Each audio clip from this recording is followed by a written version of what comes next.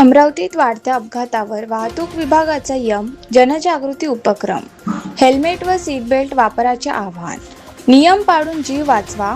Amravati police आयुक्तालय शहर हद्दीत सन 2023, 2024 व 2025 या कालावधीत एकूण 237 प्राणांतिक अपघात घडले असून या अपघातामध्ये तब्बल 260 जणांचा मृत्यू झाला आहे.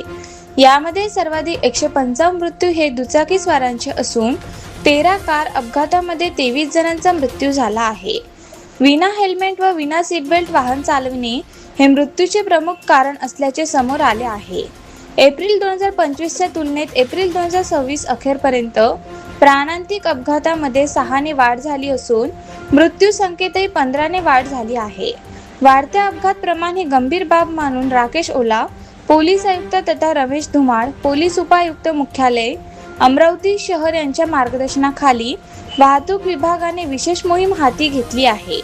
राजापेठ, गाडगेनगर व फ्रेझरपुरा वाहतूक शाखेमार्फत वाहतूक नियमांचे उल्लंघन करणाऱ्यांवर कारवाई करत दैनंदिन केसेसमध्ये वाढ करण्यात आली आहे. यासोबतच नागरिकांमध्ये रस्ते सुरक्षा, वाहतूक नियम व वेळेचे नियोजन याबाबत सातत्याने जनजागृती केली जात आहे. आज 19 मे मंगळवार रोजी दुपारी 12:30 वाजता वाहतूक विभाग अमरावती शहर यांच्या वतीने हेल्मेट व सीटबेल्टचे महत्त्व पटवून देण्यासाठी शहरातील प्रमुख चौकांमध्ये प्रतिकात्मक द्वारे विशेष जनजागृती कार्यक्रम राबविण्यात आला. या उपक्रमाला नागरिकांचा उत्स्फूर्त प्रतिसाद मिळाला.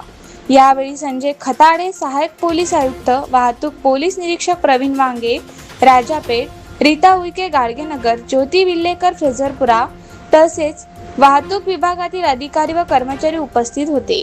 वाहतूक विभाग अमरावती शहरच्या वतीने सर्व वाहनधारकांना आवाहन करण्यात आले आहे की अपघात टाळण्यासाठी नियमित हेल्मेट व सीटबेल्टचा वापर करा, वाहतूक नियमांचे पालन करा आणि रस्ते सुरक्षा नियमांचा सन्मान राखा.